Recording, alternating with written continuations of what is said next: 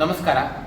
ಕರ್ನಾಟಕ ಸರ್ಕಾರ ಕ್ಯಾಬಿನೆಟ್ ಈಗ 56 ಪ್ರಕರಣಗಳನ್ನು ವಾಪಸ್ ಪಡೆದಿದೆ. ಅದರಲ್ಲಿ ಬಹಳ ಮುಖ್ಯವಾಗಿ 2022ರಲ್ಲಿ ಕಲಬುರಗಿ ಜಿಲ್ಲೆಯ ಆನಂದ ತಾಲೂಕಿನ ರಾಗ ಚೈತನ್ಯ ಮಹಾಪ್ರಭು ಅವರ ಒಂದು ಸಮಾಧಿಯ ಸ್ಥಳದಲ್ಲಿ ಶಿವಲಿಂಗದ ಮೇಲೆ ಮೂತ್ರ ವಿಸರ್ಜನೆ ಮಾಡಿ ಮಲಮೂತ್ರ ವಿಸರ್ಜನೆ ಮಾಡಿ ಅಪವಿತ್ರ ಮಾಡಿದ್ರು.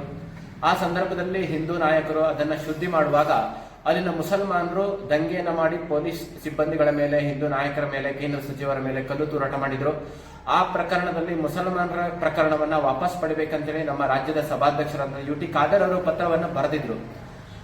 ಡಿಜಿಪಿ ಮತ್ತು ಪ್ರಾಸಿಕ್ಯೂಷನ್ ಡಿಪಾರ್ಟ್ಮೆಂಟ್, ಒಂದು ಕಾನೂನು ಇಲಾಖೆ ಆ ಪ್ರಕರಣವನ್ನ ವಾಪಸ್ ಪಡೀಲಿಕ್ಕೆ ವಿರೋಧ ಮಾಡಿದ ನಂತರವೂ ಸಹ ರಾಜ್ಯ ಸರ್ಕಾರ ಮುಸಲ್ಮಾನರ ಮೇಲಿನ ಈ ಪ್ರಕರಣವನ್ನ ವಾಪಸ್ ಪಡೆದಿರುವಂಥದ್ದು ಅತ್ಯಂತ ಖಂಡನೀಯ ಇದೆ. ಈ ಹಿಂದೆ ಹುಬ್ಬಳ್ಳಿಯಲ್ಲಿ ಪೊಲೀಸ್ ಠಾಣೆಯ ಮೇಲೆ ಬೆಂಕಿ ಹಾಕಿದಂತ, ದಾಳಿ ಮಾಡಿದಂತಹ, ಪೊಲೀಸರ ಮೇಲೆ ಆಕ್ರಮಣ ಮಾಡಿದಂತಹ ಪ್ರಕರಣವನ್ನ ವಾಪಸ್ ಪಡೆದಿತ್ತು. ತದನಂತರ ಉಚ್ಚ ನ್ಯಾಯಾಲಯ ಅದನ್ನ ಪ್ರಕರಣ ವಾಪಸ್ ಪಡೆದ ಆದೇಶವನ್ನು ರದ್ದು ಮಾಡಿತ್ತು. ಅದಕ್ಕೂ ಮೊದಲು 176 FD, PFI ಮತ್ತು SDPI ಪ್ರಕರಣವನ್ನ ಕಾಂಗ್ರೆಸ್ ಸರ್ಕಾರ ವಾಪಸ್ ಪಡೆದಿತ್ತು. ಇವತ್ತು ರಾಜ್ಯ ಸರ್ಕಾರ ಓಲೈಕೆ ರಾಜಕಾರಣವನ್ನ ಮಾಡ್ತಾ ಇದೆ.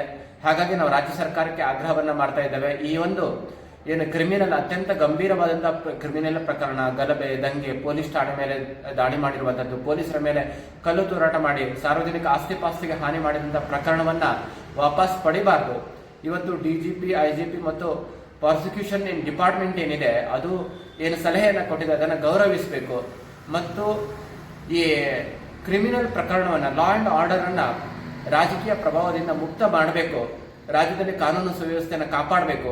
ಇವತ್ತು ಇಂಥ ಕ್ರಿಮಿನಲ್ ಪ್ರಕರಣಗಳನ್ನು ವಾಪಸ್ ಪಡೆದ್ರೆ ಮತ್ತೊಮ್ಮೆ ಕ್ರಿಮಿನಲ್ ಚಟುವಟಿಕೆಯನ್ನ ಮಾಡ್ಲಿಕ್ಕಾಗಿ ಅವರಿಗೆ ಕುಮ್ಮಕ್ಕು ಕೊಟ್ಟಿದಂತೆ ಆಗ್ತದೆ. ಹಾಗಾಗಿ ರಾಜ್ಯ ಸರ್ಕಾರ ಈ ಆದೇಶವನ್ನ ರದ್ದು ಮಾಡಬೇಕು ಹೇಳುವ ಆಗ್ರಹವನ್ನ ಹಿಂದೂ ಜನಜಾಗೃತಿ ಸಮಿತಿಯು ಮಾಡ್ತಾ ಇದೆ.